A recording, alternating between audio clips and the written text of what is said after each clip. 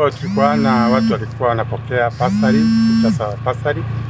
Basari ililetwa asubuhi na mapema. Gavana alituma maafisa wake kutoka Kisii, walikuja saa 2 wamefika, na mimi na ile komiti yangu ya basari walikuwa wanashirikiana kupeana basari. Wale walikuja, nafikiria kila mtu kilisi amepata. Kama ni mmoja wawili wamekosa, hiyo wengine itashughulikiwa, lakini wengi wamepata, na tena na mjaza vizuri, kwa vile ukiharibu form hakuna ingine.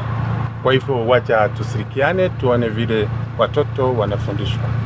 Mheshimiwa, umejipangaje ili hao watoto ambao wanaenda grade 10 waje kupata baadaye hizo form?